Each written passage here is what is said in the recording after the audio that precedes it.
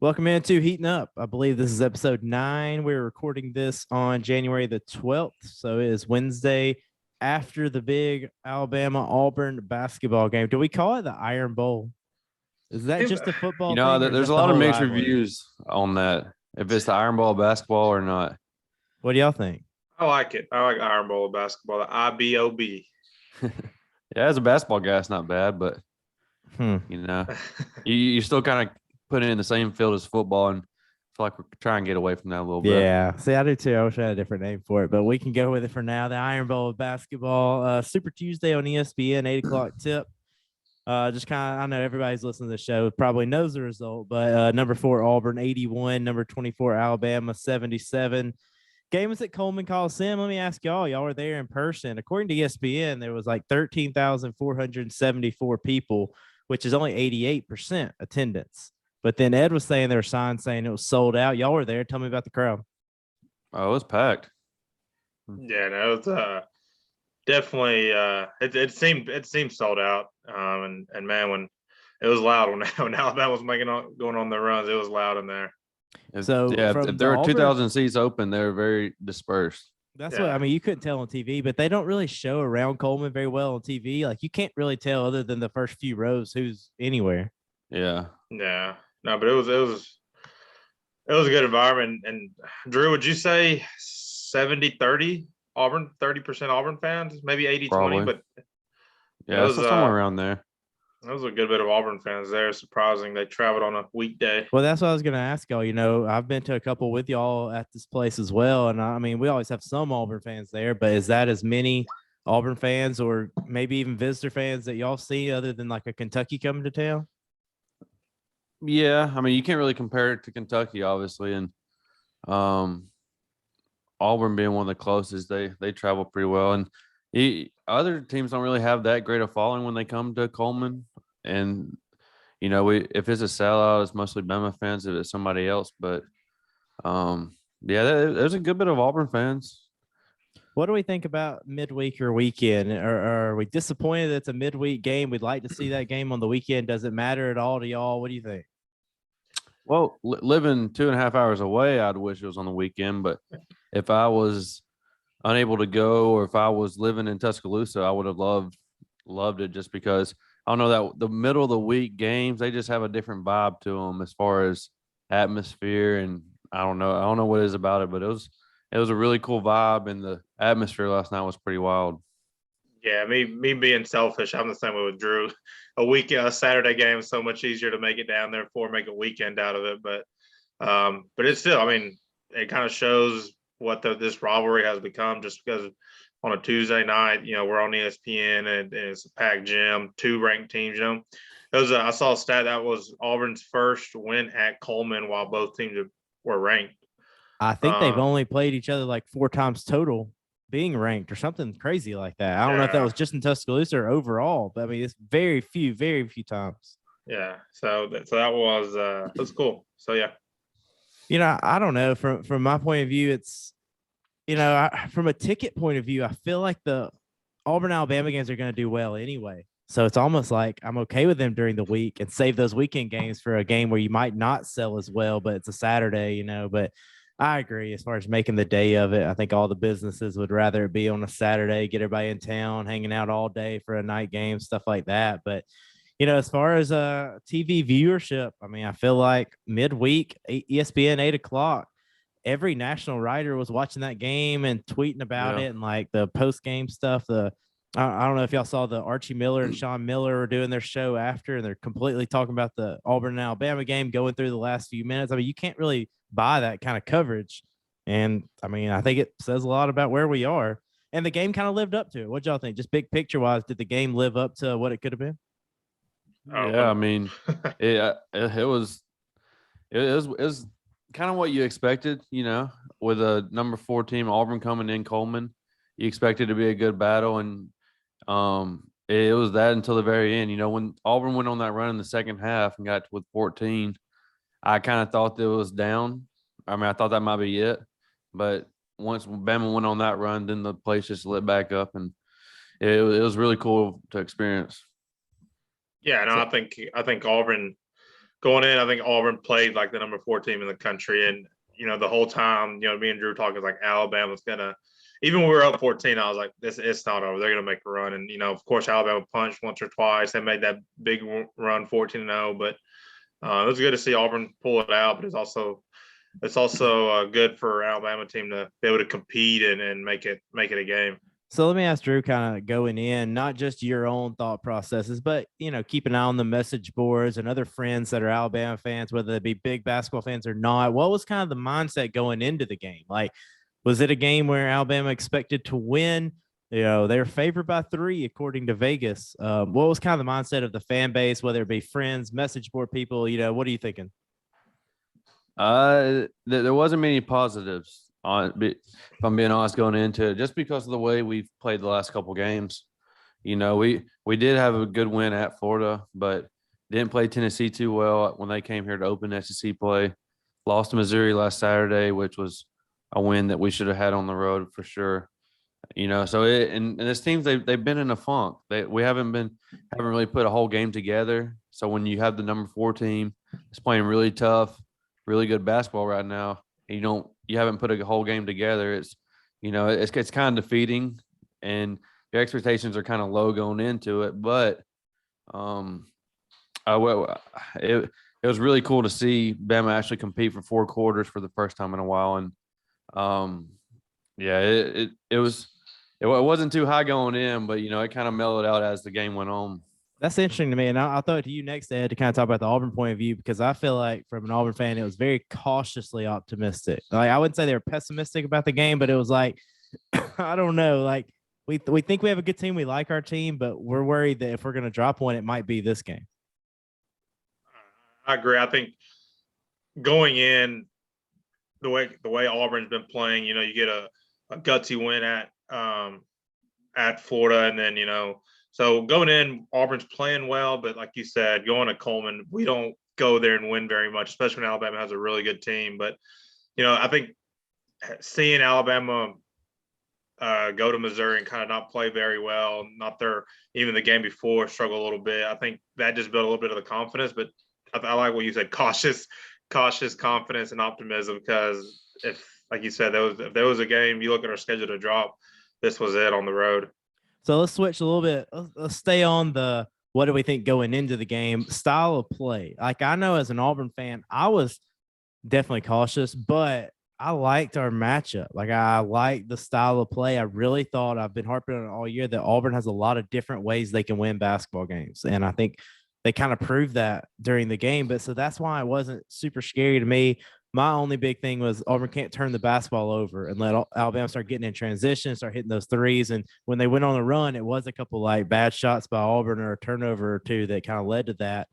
What about from the Alabama point of view, Drew? I know it seems like Auburn wouldn't be a great matchup. Is that how you felt about it going in, and how you think most people felt about it?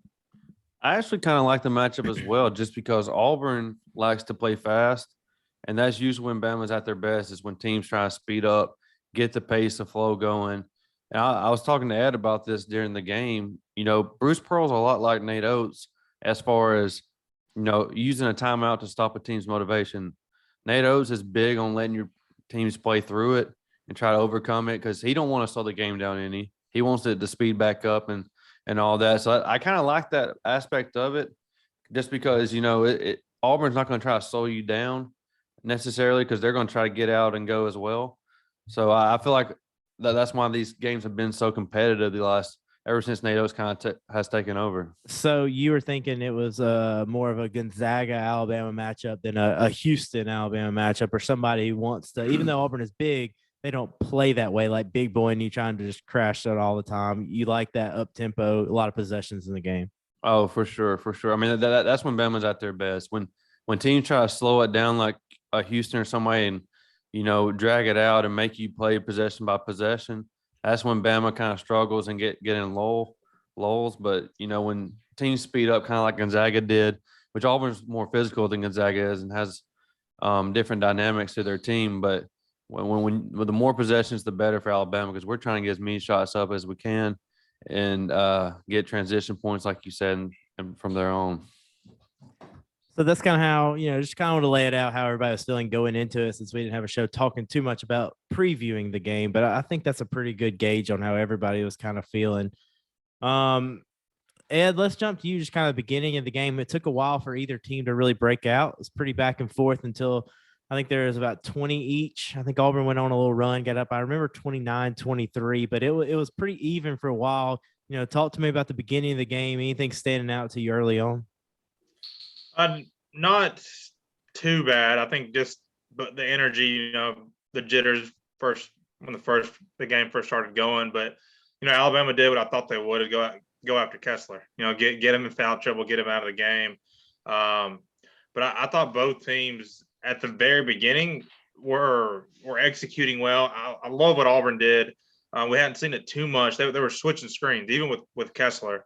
I don't think Alabama was anticipating that. There was some hard hedges when Bitiaco was in the game, but I like what Auburn did in the half court. It helps when you got Jabari Smith as well. Isolating him. We wanted to get him going early, so we were able to get Jawan Gary in foul trouble, and I think that was huge for us because he would have been great defensively going small ball to stretch the floor. So having that game plan early on to get Jabari Smith and hopefully get something going was key. Yeah, I'm with you there. I thought Jabari played well early, got those fouls on Gary. Luckily for Alabama, Darius Miles, I thought, had one of his better games of the year. So he really filled in pretty well. I mean, I think he did as bad as well as you could predict or ask.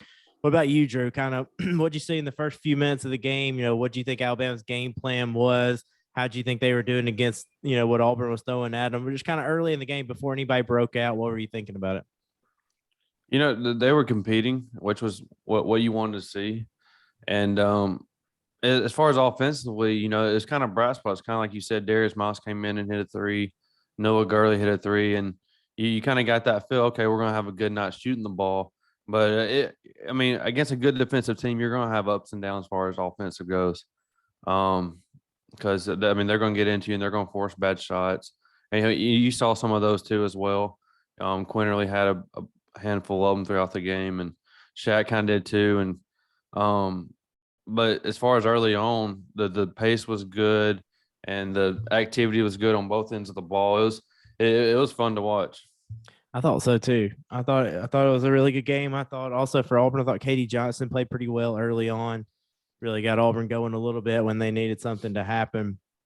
So really nobody was breaking away until that run we're talking about in the third quarter. So Ed, let me kind of throw it to you. What'd you see out of that big run from Auburn? I don't have it written down right in front of me, but I believe it was Auburn got up 14. 14. It was a big run. A lot of it was Wendell Green. What'd you see in that run?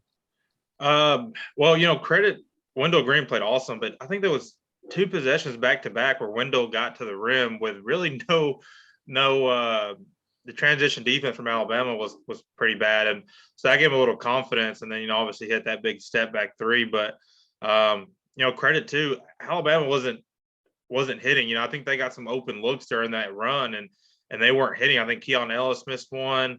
I think JQ missed one. So that helped because that was an offensive rebound and go.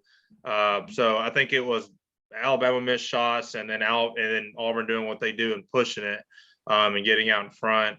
And Zeb, I was telling Drew, I was like, it's a different seeing it in person and seeing how big everybody is, and just like the room, there's no room for error when you're making basketball plays.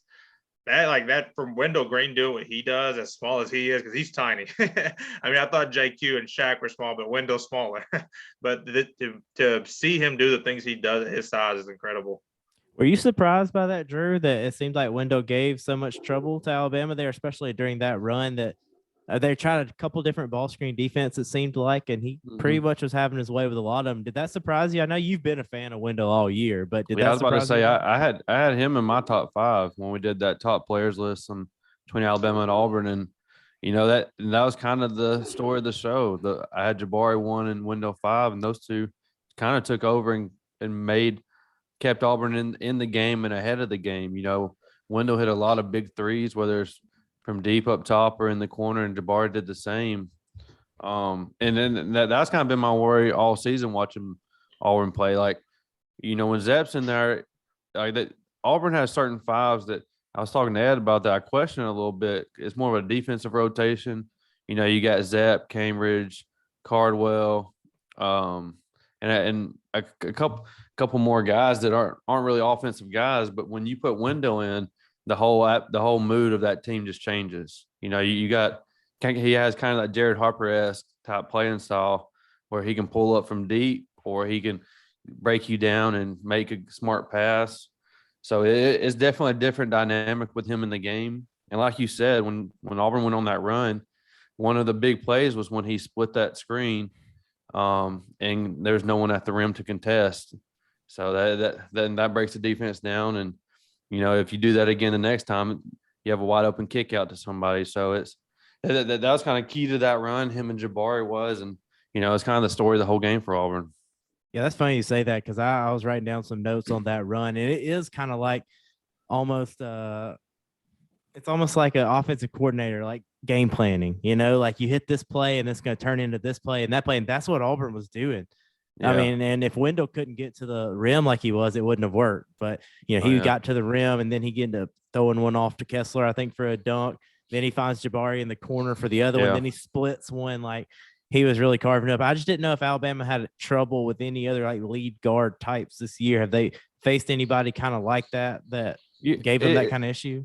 It's kind of been the same way where, maybe not as throughout the whole game, kind of like Wendell did, but there has been spurts where guards go on runs just because, we play our guards pretty good and then a lot of minutes, so they get worn down and sometimes that helped, like on that ball screen where he split Noah Gurley and I think it was JQ. He split both of them on that screen. And that's not the guard's fault. The big's got to, shut that off. But at the same time. But then the difference in Alabama and Auburn is it was Keon Ellis under the rim at that point. They didn't have another guy to go rim protect if your big guy was pulled out.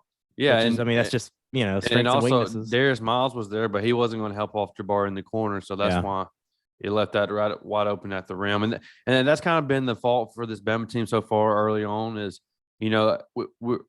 our leadership's got to kind of take more control and our defense has to be in every play kind of thing instead of, 60% of the games. And then that's why we lose games like Missouri. We couldn't get a stop in that second half against a team that's, 5-10 or whatever they are. So it's just defensive lulls and lack of leadership right now. But you kind of saw in that second half where it kind of started clicking for them. And we're really the whole game against Auburn, it started clicking for them. And they're finally realizing, hey, we don't have a 2 6'6" and a 6'8" as our starting guards like we did last year. We got, 2 6'3" and a 6-foot kid or player. So we got to play a lot harder because we don't have that length to make up for, maybe a short closeout or something like that. And you can see it starting to click, but it's become a slower process than it was last year. I think that makes sense. I just think it's funny because I rewatched the game before this, and you come up with all these issues, all these Alabama issues and all these Auburn things that are good or bad, and you worry about so many things. It's like it's still a game of shooting the basketball, and Alabama had some open looks, and they just didn't make any of the big shots. Shaq and JQ made one on that run, and Miles may have had one on that run. That was it. Like, they had open opportunities, and you could talk about Auburn's length and all that, but some of them were open shots, and they just didn't hit them. Oh, yeah, it's bottom line. If you get an open shot, it don't matter who's on the court. You got to knock it down when it comes your time. And, for probably 5-6 minutes of the second half, Shaq was on the bench. He didn't even play for a solid 5 or 6 minutes. I think that's the first time all season he's gone that long without getting in there, which, I know JD was in when y'all made your 14-point run or whatever, got up 14. But I thought the game – so far, what I've come to realize, Alabama has a little bit of an issue at the guards as an abundance kind of thing where we have, JD, JQ, and Shaq 6'3", 6 foot, and you got Keon Ellis 6'6". And you need him in for defense. You want all four of them to play, but you can't match up. Keon would have to be your 4, so to speak. So and that's where JD's kind of got the hit on the minutes, where because he Oates wants to play all four, but we can't really match up playing all four. So yeah, that's the kind of the dynamic that we're trying to figure out right now, I think. And it's getting better, but I really thought we played really well when JD was in the game. I did too. And see, and it gets to even more because I will talk about this a little bit. I wrote down who was in the game, and let's see. So during that, Auburn gets up 14 or whatever it is, and the group that comes back out for Alabama is Quinterly, Davison, Shaq, Miles, and Gurley. Shaq hits a 3, JQ hits a 3. So they cut it to 7 after a couple things. They cut it to 7. There's 6 minutes left. Ellis checks in the game for JQ right then. So they go with a little different lineup. Win defense. Yeah. So Jabari ends up missing 2 free throws on the next possession. Then Davison comes down and JD hammers that dunk down. After that, Kessler's rattled. That's the first time I've seen Walker Kessler get rattled all season. And he made that dumb decision to try to drive in off that short roll catch. He never does that. Yeah. Ed, what'd you think about that decision? I think it all had to do with getting dunked on and that foul. He's trying to go dunk on JD. He's trying to return the favor. Yes, I think it completely changed. He's like, I got to make something happen because I just did something stupid or whatever. Yeah. I got embarrassed. It's probably the first time he's been dunked on like that too. Like, I mean, you don't see many 7-1s get it put down like that on him. No, second leading shot blocker in the country right now. Yeah, yeah. No, that was 100% him just a little bit of an ego play there. Yeah, because man, me and Drew our seats were right under that or right next to that goal where JD put that down, and that was unbelievable to watch. But I was telling Drew that's 2 games in a row now where Kessler, it's almost been a non-factor. Obviously it's foul trouble and teams are going after him, but we just got to get Auburn's got to put him in positions to where we can get his confidence going early on offense, whether it's pick and rolls and dumping it off, get him a dunk, or even get him a touchdown low. I know that's what we were trying to do, but Alabama had a good game plan to kind of try to make him a non-factor. But I still like our team. One of the biggest things is you have Kessler lead Auburn team one game. You have Jabari do it consistently, but last night a little bit more. Wendell has the game. I mean, you can look at our roster. Look at the box score, Ed. Offensively, you could say Kessler, Jasper, Williams, Cambridge didn't really do that much for you, and you still won 81 points. I mean, that's the depth of this team that a lot of different guys can do it. Yeah, no, Cardwell, the box score doesn't show it. Right, man, he was huge last night. He had 4 blocks, 6 points. I'm pretty sure all 6 points were put back dunks off of going to rebound. So he played well. I was surprised that Zepp, only got 14 minutes last night. He got 2 fouls in the first half, so they didn't play him a lot late in the first half, and then it was like Wendell was cooking, and they just kind of let him roll. Yeah, and Zepp kind of hinders you. He got the 2 fouls he did pick up were offensive, where he was trying to push off, just trying to create something, and he's just not as gifted offensively as somebody like Wendell or KD. So I hate to see that from a defensive perspective, but again, I like what we were doing from a ball screen perspective, and so I think we were able to make up for it. It may have even had more to do with Katie Johnson playing well too, because I think Zepp was going to play some too, and he did have like 1 rotation in there, but then KD was playing well, and really Devin Cambridge wasn't playing bad either. Like they had enough dudes out there that Zepp just kind of slid off. But let me jump back into that run for just a minute. So they cut it 73-66. Alabama's going on a little bit of a run. The JD dunk, I think that cuts it to 5. Kessler charge. Shaq hits a 3 on the next possession. And then the next one down, Auburn doesn't score. JD gets going in transition. He ends up kind of shoveling a pass to Darius Miles on the run. He goes by Cardwell and lays it in, kind of a dunk right there. It was like when things started ramping up and it got a little bit more chaotic and the pace started going up. And honestly, to me, when JD Davison had the ball in his hands, things started going a little bit better. So I think at that point is when they put JQ back in the game. And they were still trying to let JD have some ball. Like they were letting him bring the ball up a little bit. It was like they were trying to keep that run going, but get JQ back on the court. You could just tell it wasn't a perfect flow when all the guards were out there. Yeah. And they, to your point, because I mean that the 3 in the corner that Shaq had, that was a JD pass to the corner, and that's one kind of knock, but also a very positive thing for JD is that he's very passive. Whereas Shaq looks to get to the rim and finish or shoot it from wherever, JD's looking pass first, and that's kind of been a little knock on him because people want to see him more aggressive. And But he was getting switches. Like Jabari was guarding him on switches. Like Jalen Williams was guarding him on switches. Like I was waiting on JD to like take these guys off the dribble, and he never really did. But yeah, so and that's kind of the next level of his involvement is just become more aggressive offensively because he's athletic enough and skilled enough to take people, and he's bigger than the rest of Alabama guards and finish as well. So that's kind of his next step of involvement. But that is a kind of key that Nate Oates and them try, with Shaq and JQ, they put them off the ball and let JD have it because, he does drive pretty well. And when he's smart with it, he creates very good offense for Bama. And so yeah, that's why you kind of see him kind of take the ball. And you kind of saw at the end of the game, JQ was trying to force stuff.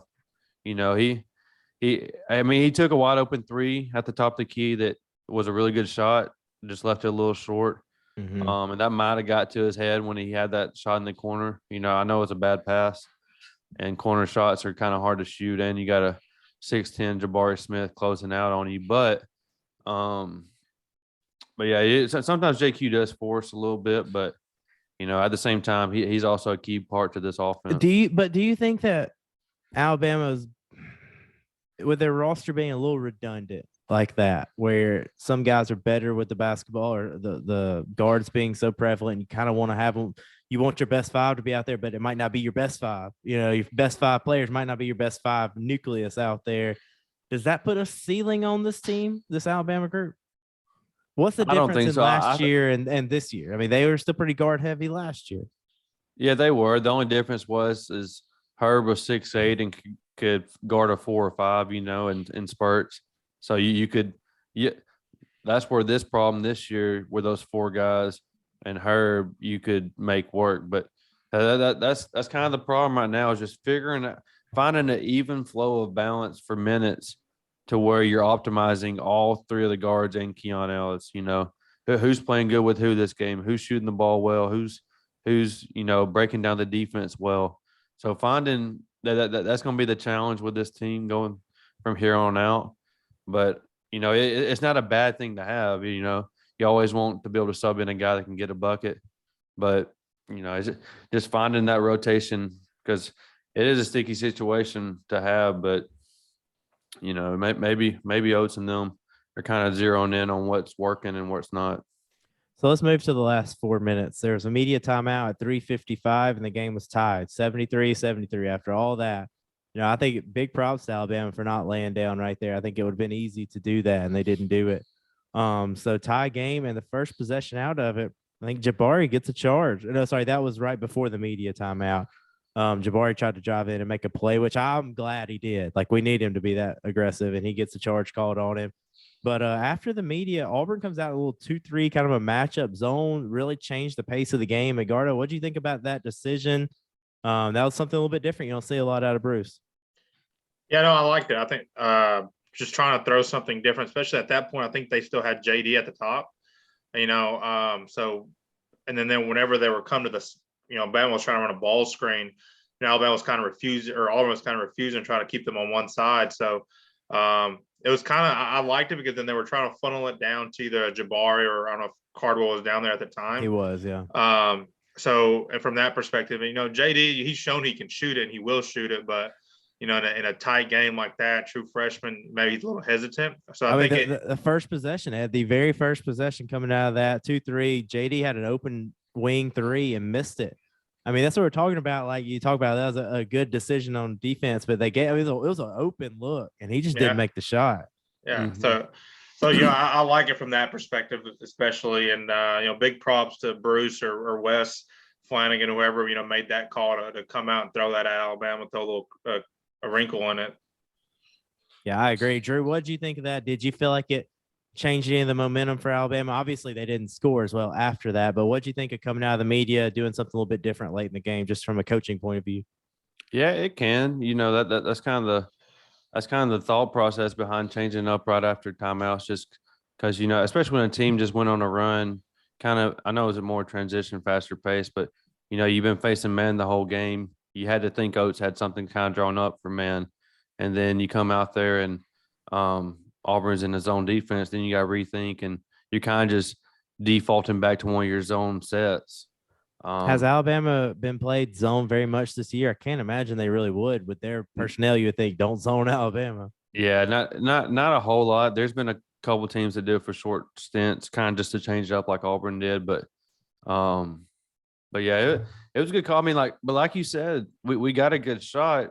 We just didn't knock it down, and that's one of the things going forward is, you know, and JD's been shooting the ball pretty well. He hit a couple threes at Missouri, and we like him shooting the ball because if he's hitting, then that's just another dynamic to this guard play that, you know, we're hoping for, but maybe not expected.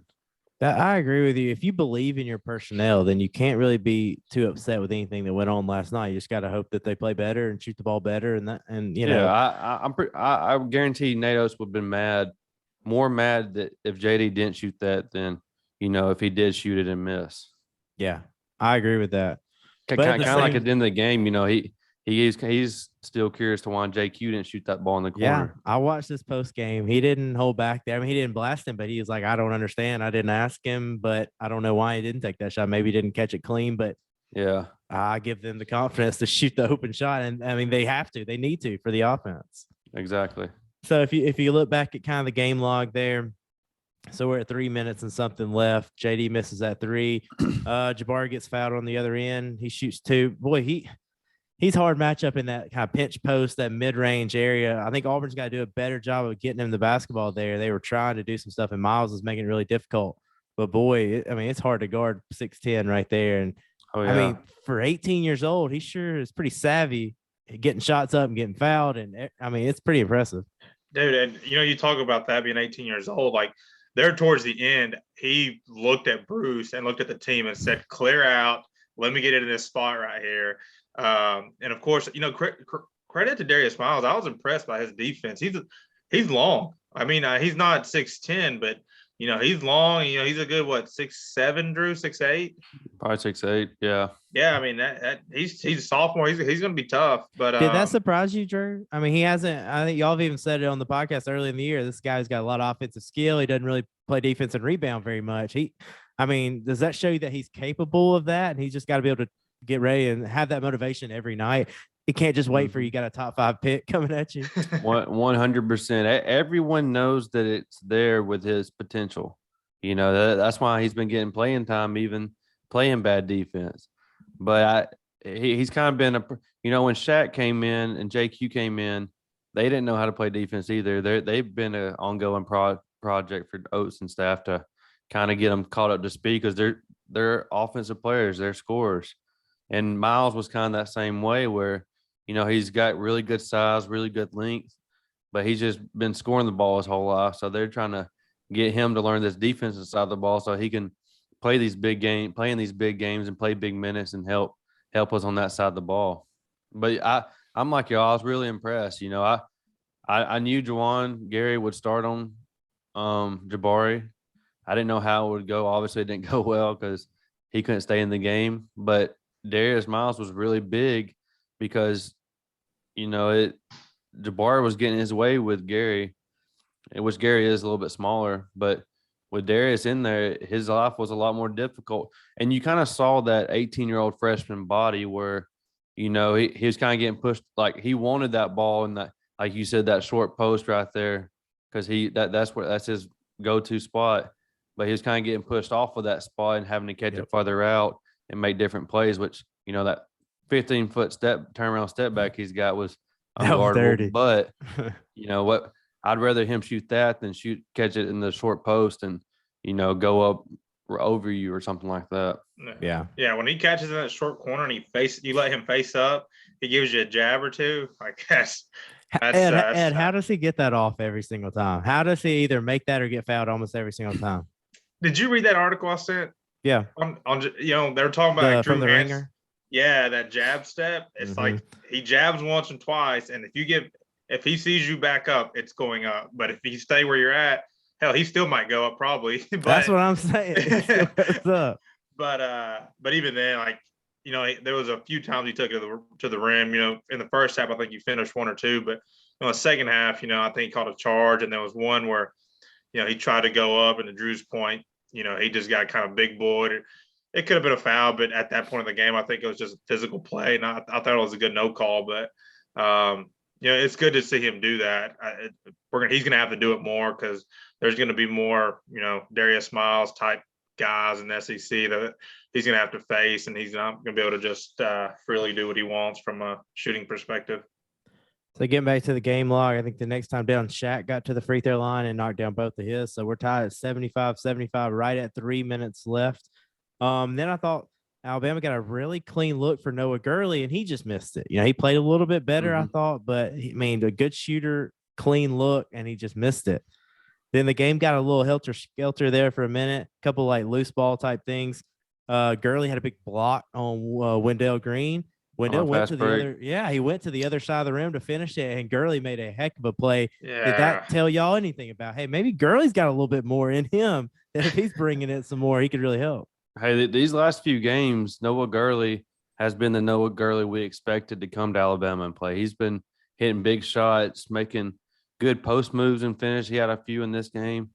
And, defensively, it's really clicked for him. He's been playing really well. And Bama offensively, when Noah Gurley is in the game, is daylight and dark right now. Bitiaco, he's got really good potential for the future. But right now, he's just a raw, freshman 7-footer that's still trying to figure things out. He'll be good in the future as he keeps learning and getting experience. But right now, this Bama team with Noah Gurley in it's a total different dynamic on both sides of the ball, and especially offensively. It's a lot harder. It's more of what you're kind of seen from Alabama in the past, where an Alex Reese can step out and shoot a three. It kind of spreads you out further, and you got to guard it in multiple ways. I think you're 100% correct. Before we go to the game log, what about you, Ed? Thoughts on Bitiaco? You would think with Kessler having a tough game, he could have been in the mix a little bit more, but Cardwell was really bodying him around, pushing him wherever he wanted out there. Yeah, no, Bitiaco, I think he's like SEC ready to play freshman from a defensive perspective, with just his size and athleticism. Gets banged up a little bit down low, but still it just impacts the game with his length. And just offensively, I think he's just getting exposed a little bit. He's complete opposite of what Oates wants to do offensively. We were hard hedging and letting him catch it at the top of the key free throw line area. And, he was we knew he could pull back because he was looking to pass out of that. He wasn't looking to score or shoot or whatever it may be.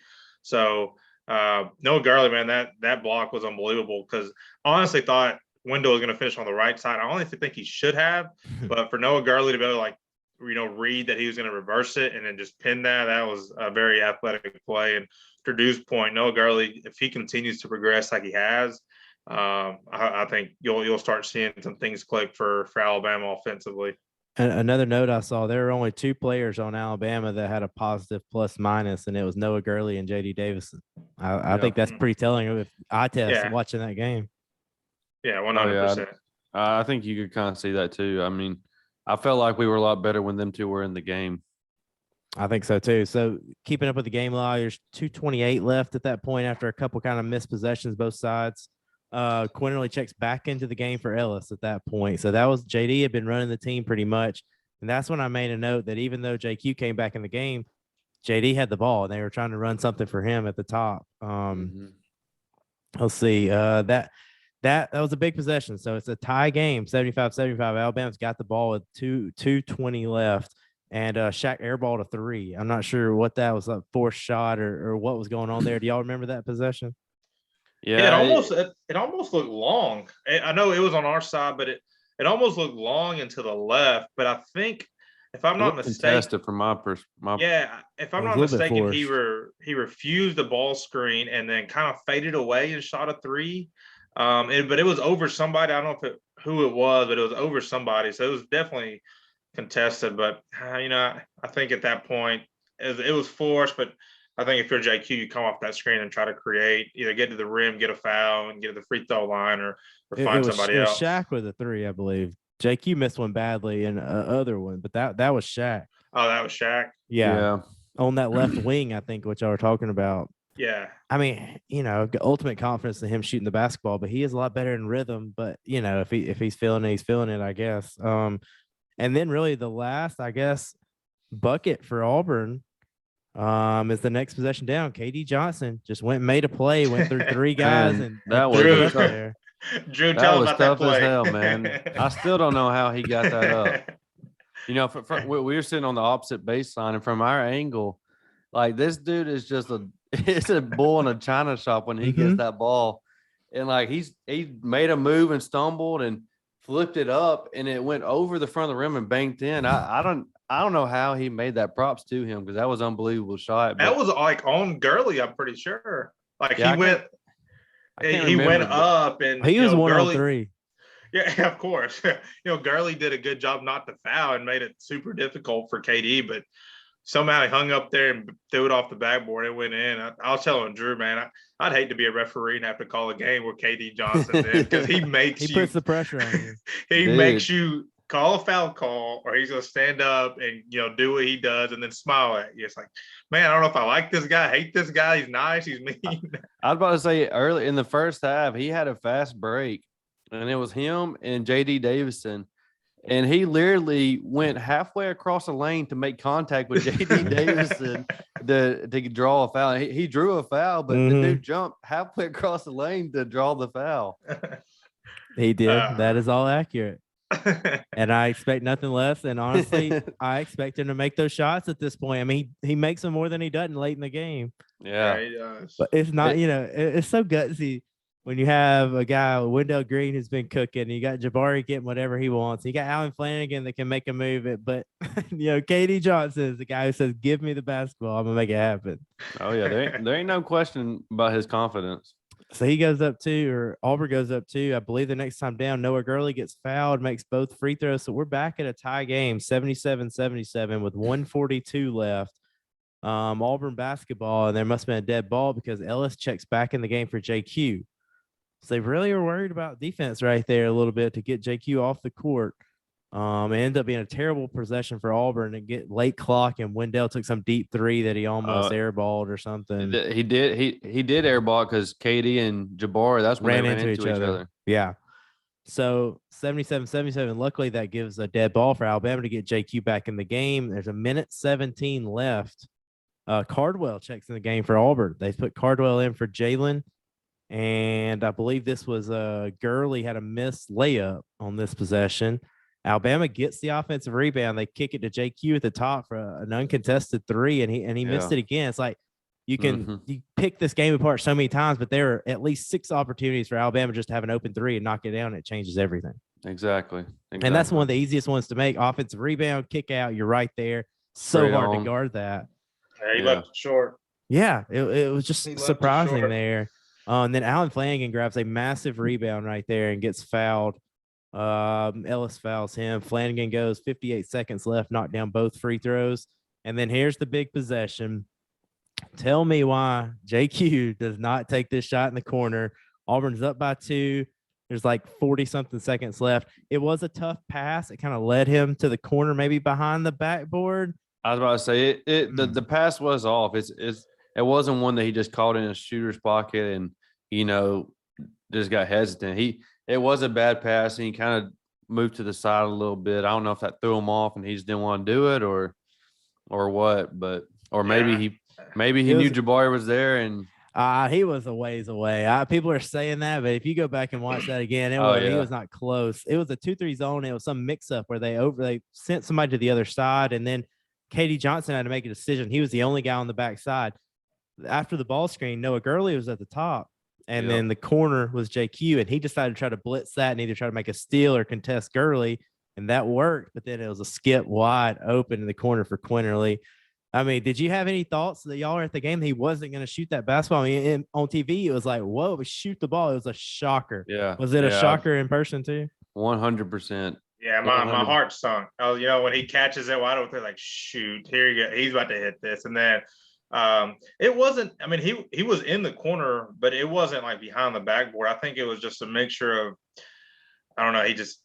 He missed his last one. It wasn't the best pass, but I I haven't seen it, but Jabari Smith, is closing out on you, and I think JQ had just gotten a shot blocked at a three, or is that after? No, it's after. It's Okay. after. So Yeah. JQ drives it instead. He really, I mean, yeah, it was driving a bad closeout, but Cardwell was right there and made the shot difficult. And I wish he would have kicked it out of his I wish hand. you had Gurley on that same wing. I wish he would have.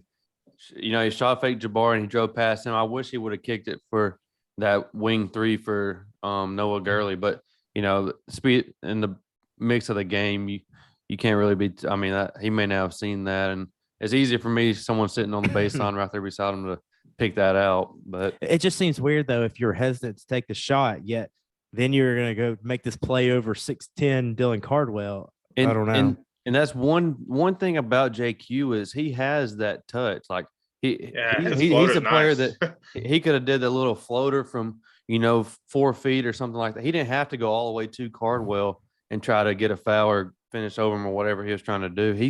He's one of the players on this team that has that little touch where he could shoot a little soft floater or something like that. But like you said, in the heat of the battle, and he's different things goes through your head and all that. Man, if I'm gonna lose, I would so much rather lose taking that shot and missing it. Like 100%, 100%. Because he's one of your guys you want shooting it too. Even though his percentage ain't great, but great job, Dylan Cardwell, walling up right there and making a play on the ball. And big. Then Alan Flanagan again in traffic just snatches a rebound down. Really great job. He gets fouled. Makes both his free throws. I guess that one's. Let's see. Yeah, he did. No, okay, so they didn't foul quite yet. There's 35 seconds left. There's 5 seconds between. I couldn't tell. What did y'all think there? It seemed like they ran a double team at Wendell at the top, and then Wendell kicked to Flan in the corner, and Miles kind of shouldered him a little bit. Do you think he was fouling him on purpose, or was it just be aggressive, or going off his reaction? He didn't look like he was trying to. Yeah, that's true, but I tried not to go on their reactions. Yeah, they did BS half the time. But I mean, I feel like 5 seconds is not enough. You got to just go ahead and foul, right? Yeah. I mean, I don't know. That, like you said, you got to hope that they miss the shot. Then you have 5 seconds to go score. But if they make the shot and you still got 5 seconds, then it's 2 possession. Yeah, it's a big risk. Yeah, I agree. What do you think, Ed? Do you think they should have fouled right there? I thought somehow that ball, Flanagan outletted it to KD Johnson, who had missed some free throws. I would have fouled him immediately right there instead of fouling Alan Flanagan. That was the wrong move, obviously. Yeah. I mean, that's pick your poison. I think that's where a lot of coaches will just say, it's like, hey, foul, but foul going for the ball and being aggressive. So, I mean, obviously looking back, you probably fouled early just to give yourself another possession to cut the lead or take the lead, tie, whatever. But just props to Alan Flanagan, man. Had him going 4 for 4 there late in the game. He hasn't been shooting the free throw. He hasn't, I've never really think of Flan as a knockdown free throw shooter. So this guy shot 46% his freshman year. It wasn't a lot of attempts, but 46% to them making 4 of 4 your junior year in Tuscaloosa to ice the game. That's pretty impressive. That's tough, and those videos when he had a boot on, he was just sitting at the free throw line shooting free throws, working on that. So that's the first thing I thought of when he had both of them. But me too. Good. I've been through that same thing, man. My junior year, I had a boot on, couldn't play. That form you had down. Free throws was all you can do, man. You can't practice game type shots. You can do ball handling drills and shoot free throws. Yeah. The last possession there, Auburn's up 81-77. There's still 19.7 seconds left, and they bring the ball up, and JQ takes a kind of a contested shot at the top. I mean, it gets blocked by Cardwell, game over. But is it a little funny that he doesn't take the one in the corner that's wide open, but that he takes a really tough one at the top with a hand in his face? Yeah, and he might have taken that one because he felt like he should have taken the one before. Oh, he 100% did. But I figure that Oates would have wanted them to get something going towards the rim right there, not necessarily going for the get first a quick 3. 2 or get a quick bucket or something. But and then I thought it was weird. Do you think Alabama was just deflated at that point? They didn't foul for like 7 or 8 seconds. I didn't get that let that game go. Drew was sitting there screaming foul. Yeah, they were just watching KD Johnson dribble the ball around. He dribbled all the way. He literally to the far baseline and then across it and then back up before they fouled him. Yeah. And he missed both free throws. I know. Like if there was 10 seconds left in that game, that's a whole different thing. Yeah. I don't know Do you what think it was just a brain fart, or you think they were just like dejected from the game, or what? I don't know that's the biggest mystery I have so far. I, it looked like at the beginning they were like fouling, but they Yeah, it looked like Shaq was going to try to grab him right off the bat, and then he did, and he slipped away. And there were two Alabama guys right there, and they just he just ran right by screw him. it. Yeah. And then I thought Yeah. he was going to throw it up to Cardwell for a minute, and I was like, "Oh my God, don't do that! Don't Which, do that!" To be fair, if KD Johnson has the ball going towards the rim, there's a good chance he might shoot the ball. So I don't know. Oh, yeah. Maybe they thought he was going to throw something up, and I don't know. I didn't know what he was going to do. Nobody really knew what he was going to do at that moment. I don't think he did. I think he just kind of played it by ear. So that was just kind of the play-by-play, the rundown of it. I mean, a really good basketball game.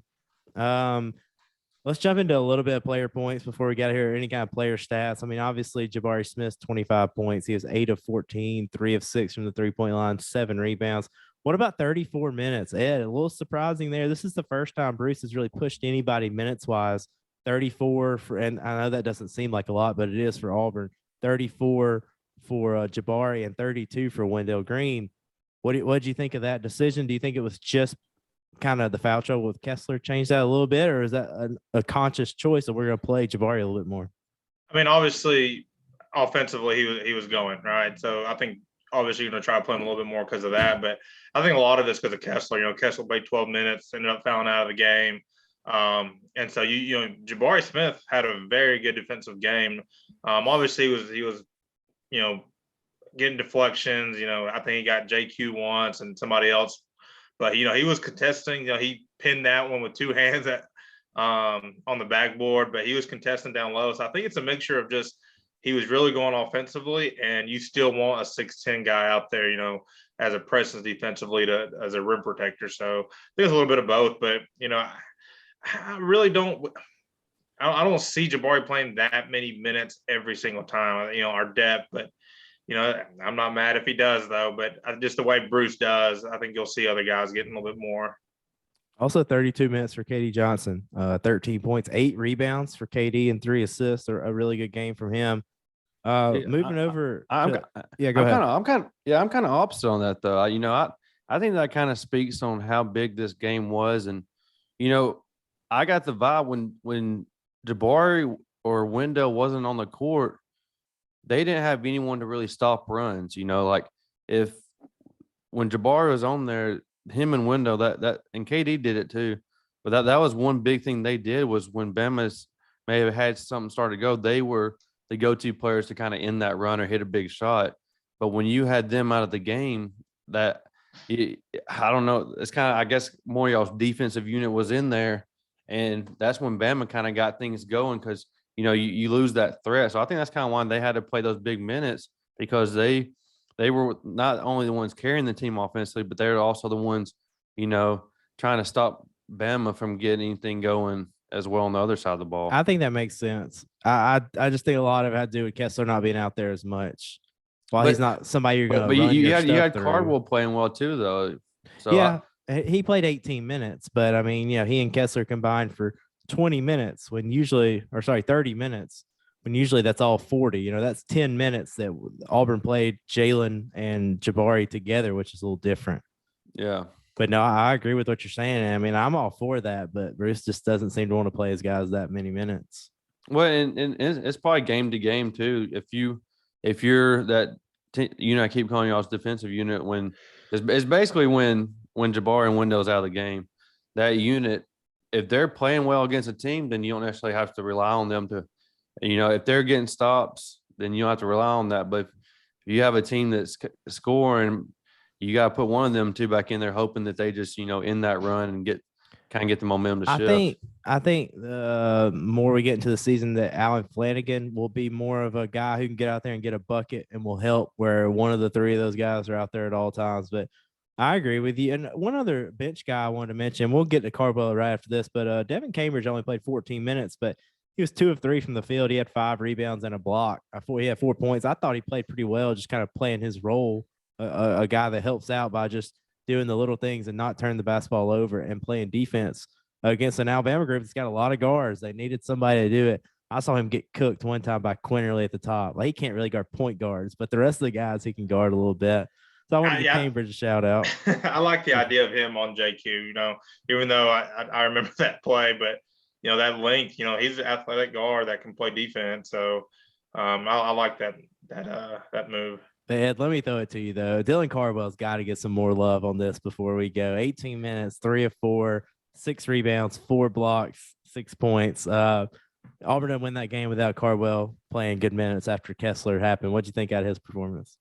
Man, Cardwell does not need to be walking around Tuscaloosa by himself. I think he would get jumped. But man, his intensity is a guy that if he wasn't on Auburn, I would absolutely hate. But man, I love to have him. The energy he brings. He was getting the crowd involved, and like I said, this dude literally after they called a foul on Bama was literally the whole way down the court waving at the fans and clapping. Bruce literally had to look at him on the court and said, I don't know what they call him, Dylan or Cardwell, whatever they call him. Right. He said, get back into the game. Like the whole way down the court, he's interacting with fans and all kinds of things. Like, hey, but again, his 4 blocks was huge for Cardwell. He rebounded with 6 rebounds, rebounded really well. Got some really tough defensive rebounds. It's probably some contested shots that don't show up on the box score that Cardwell had, and I'm pretty sure all 6 of his points were put back dunks, or he was just down there and caught a pass from someone and dunked it in. So big performance by him. He's a guy that when he comes in, he's bringing energy and fire. So definitely helps to have somebody like him coming off the bench. And so we already hit on this a little bit, but one thing I did want to ask you, Drew, from the Alabama point of view, Holt got some minutes. What was the reasoning behind that? Was there something going on, or why do you think he was playing? I think he got 7 minutes in this game. Didn't do a whole lot, but played 7 minutes. Yeah, I think it was a little bit of Juwan Gary not playing, getting a lot of minutes in foul trouble. Deshaun, he's another freshman. He has really good size, 6'6" kid, athletic. And he's just a kind of a body we could throw out there that could, guard Jabari and Sparks, guard, just kind of mix and match around and get some minutes to give other guys breathers and stuff like that. And, Gardo asked me, he's like, has this kid played all year? And it's just one of those things that you kind of go through as a freshman in some instances where, you may play 5 minutes this game, sit for 3 games and play 14 minutes this game, and sit for, and it was good to see that he played well when his name was called. I know he missed an open 3, but he's not really expected to just knock that down.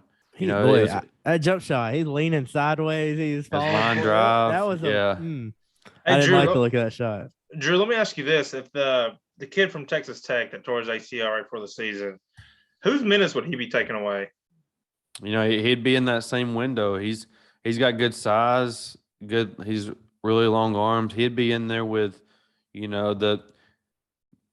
be another one of guards, but he's more on the Keon Ellis side of the guards where he can guard bigger guards and stuff like that. But it wouldn't necessarily take away from JQ and Shaq and JD, but him and Keon and Darius Miles and that whole group would be more of a rotation. But he's one of those where, Deshaun Holt probably wouldn't have played last night because Namari would be playing big minutes because, but before he tore his ACL, he was shooting the ball about 60% from, behind the arc, which is, it's probably, it's not 300 attempts or anything like that, but just a guy shooting the ball that well would have really helped this team out. Jerry, let me ask you this also about Alabama's minutes that was a 9th player. So Holt playing 7 minutes is a little bit deeper than Alabama usually gets. Gary only played 6 minutes though because of his foul trouble. Yeah. But instead, I've seen some big games where Ellis is playing 35 minutes or more. I've seen Shackworth playing that many. It's a little bit down last night. Ellis played 31, Quinterly 32, Shaq for 29. Like you were saying, there was a stretch where Shaq wasn't out there. A little bit more minutes. Miles played 29 minutes. A lot of that was Gary. But Davison played 26 minutes. That's up there for him. Gurley played 26 minutes.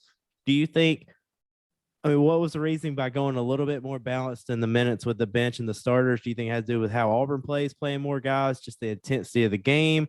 Was it just Davison and Gurley and Miles were playing better, and so they got more minutes? Yeah, I was about to say, I think it's because, for the first time in probably the last 4 game stretch, all the guards were actually playing well enough to deserve those.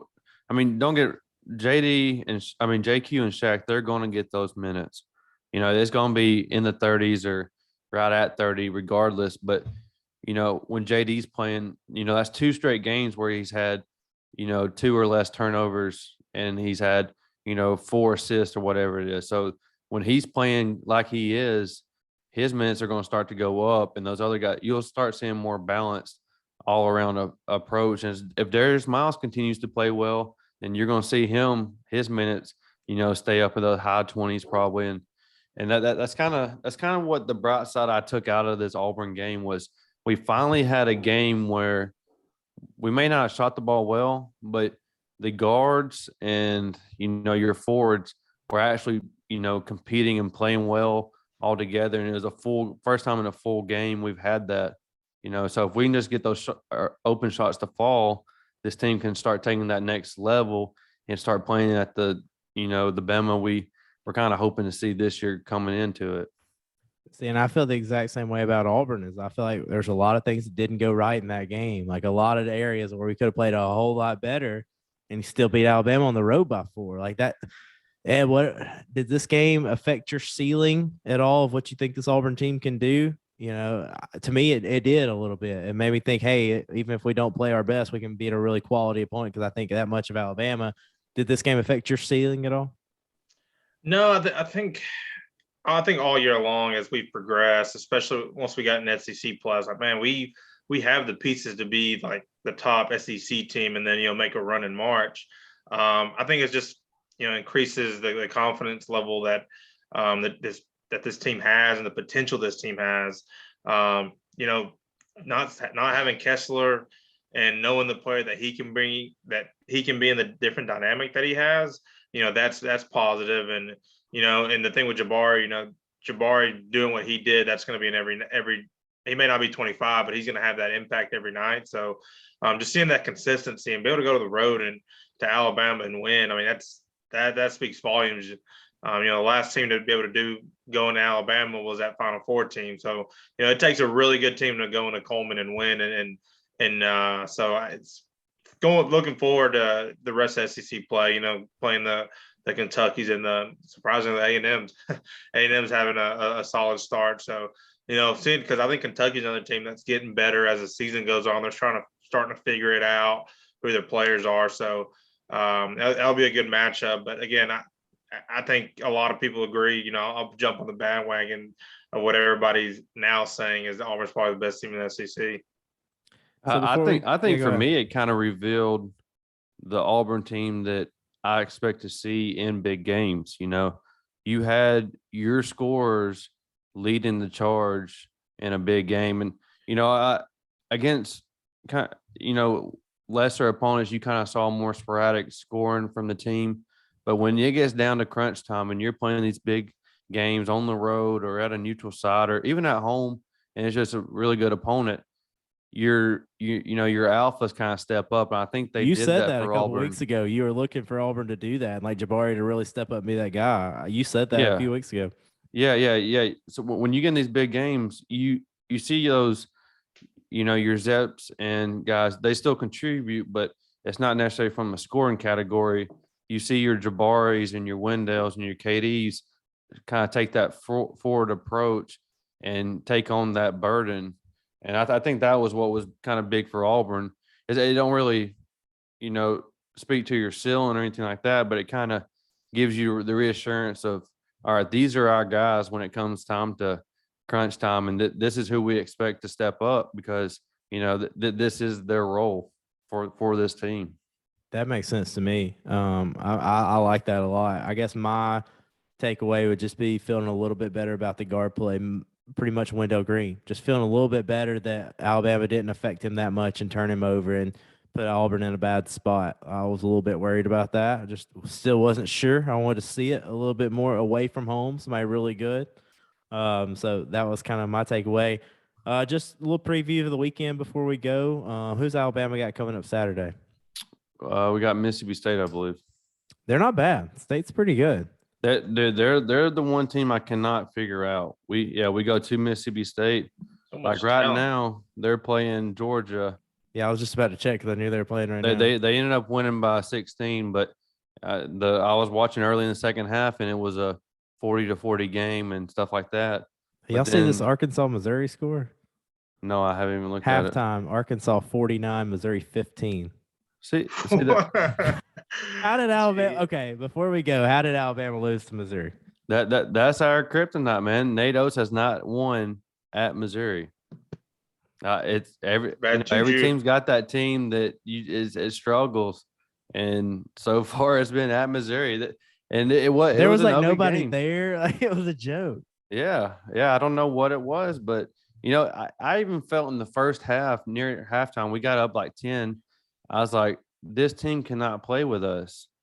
And then they come out in the second half, and it's like, we don't know how to play defense one bit, and we could not stop them. It was the most miserable half of basketball we've had this whole season, and we end up getting beat and losing a game we shouldn't lose. Own, right? Kobe Brown. Yeah. Dropped 30. So looking forward to Saturday. What do you want to see out of Alabama to make you feel like, hey, we carried this over from the good stuff we did against Auburn against a good team like Mississippi State? I just want to see the competitive, being competitive, and bringing the energy. Because that's kind of where we like. We haven't put really two good halves together all year, offensively and especially defensively. That's what's been killing us. Our offense has been good enough to win. We scored 80-something against Missouri. We should have beat them by 15. But our defense is not something that's been carrying over each game, and that's kind of what I was preaching on earlier, where we're missing that leadership. The dude that sets everyone straight, or lets them, that brings that fire, kind of like Herb and John Petty. That they I don't know if y'all remember when Petty came in to Alabama, he was just like Shaq and JQ. He didn't want to play a lick of defense, and Avery didn't really demand it from him. But when Oates got there, that was his biggest improvement, because JP, he was one of the best defenders we had, by his senior year last year. So who is the guy who steps up either by example or with words and is the leader? Because Nate Oates can't be the leader of this team if they're going to go a long way. That is 100% accurate. And, you would think JQ would be, because he's kind of seemed like the alpha, but I really don't know. And that's kind of what's going to separate us from having a good season or a really good season, is, having that dude that lets you know how it is. And we start bringing that defensive urge and, tenacity every night that we play. And if we can do that, then we can get on a run in SEC play and, finish the season out strong. But if not, it's just going to be hit or miss each night of what team you get. See, pardon my language, but Alabama needs like some asshole in them. Like there was nothing frustrating. There was nothing frustrating about playing Alabama. Like they're fine. They played hard. They played defense, but it was like there was nothing just like frustrating you about them. Like they were kind of easy to play against in a way. Yeah, and maybe it is Rojas. He comes back in a week and a half. Maybe he's the one that comes in. It was a funny story. So we were sitting baseline, and Jabari just made some good move and was talking to the bench. I forgot what he said, or talking to our bench. And then he came down like a play later, and Bitiaco blocked his shot. And Rojas was on the bench and yelled, "Get that out of here," or whatever, or something like that. And Jabari looks at or hears it and then goes over to the ref, says, Hey, they can't talk like that during the game. And started tattling on Rojas. And boy, you just saw Rojas light up and start laughing. So maybe he is the dude that kind of brings that, that edge to this. He Rojas took his knee brace off and everything. Like, is he about to come into the game? Like, is he like practicing? Like, is he like he's doing non-contact stuff, or he was as of last week. He was doing non-contact drills, and we're already in January. What? We're middle of January almost now. It's gonna be tough. Them ACL injuries aren't easy, but hopefully, I don't expect him to go in there and just be like, Dennis Rodman or someone like that. But maybe he is a guy that can bring an edge, and if anything, just give this team that spark that they've been needing. Well, like for Auburn, Dylan Carbo comes in there and brings an edge without being like some unbelievable brings player. good energy. Yeah. Yeah. So maybe it's something to that aspect or something. But right now, bottom line, Bama, their leaders need to step up. And once that defense starts playing, you're going to see that fun style of play that we saw on that little stretch against Auburn or the Gonzagas, where they're getting stops, getting in transition, and getting open threes and stuff. But hopefully we'll see that this Saturday. And I mean, say what you will, but when Ellis goes 1 for 5, 1 for 4 from the three, Shackford 4 for 14, 2 for 8 from three, Cornerly 4 for 19 and 2 for 10 from three. I mean, they're not going to win basketball games that way. Honestly, if you want to beat Bama, don't let Shaq get involved in the offense. That's kind of I believe that's why he got that 5 to 6 minute bench time, just because, if you're not getting him active into the plays on offense, he becomes kind of a ghost out there. Yeah. But if you let him then you get go on a active in that run and he offense, gets high. Yeah, he's a difference maker. then Bama goes on that run like they did Right. against Auburn. It's daylight and dark difference when he's active. Yeah, I agree. Ed, throwing it to you, Auburn going to Ole Miss Saturday night. That's been kind of a house of horrors for Auburn a little bit. Even when they've won there, they haven't played very well. What are you kind of looking forward? What's kind of your mindset coming off a big win, going to Ole Miss, ultimate trap game?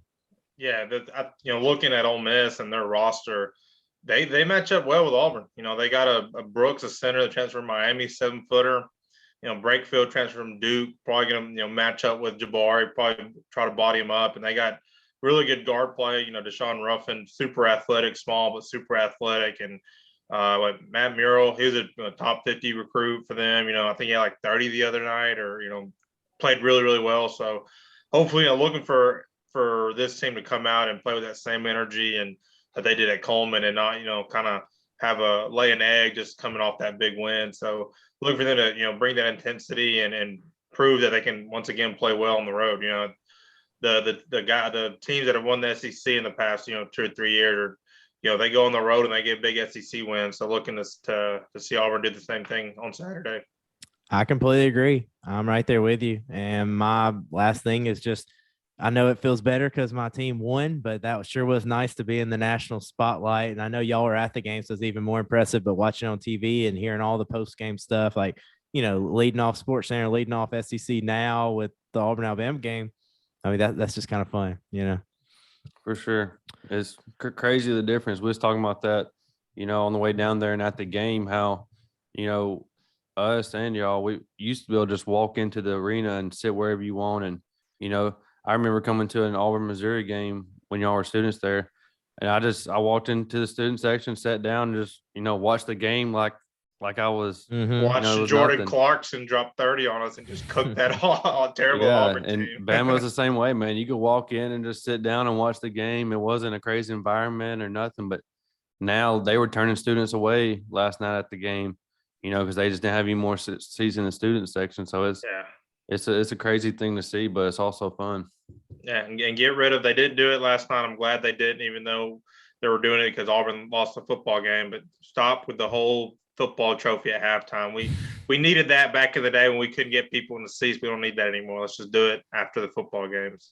I completely agree. I'm with you right there. We can wait for baseball. Let's do a softball game. How about that? There we go. I mean, sure, softball's a big deal, but that'd be perfect for that. I'm with y'all. Well, that's why we're doing the show. I think people are interested and wanting to talk about it. And I think Auburn may be having a game day in a week and a half with Kentucky coming in. I mean, it's just going to go on and on. So this is going to be a fun year. But if y'all don't have anything else, we'll wrap it up. Cool. Good. We'll see you guys next week.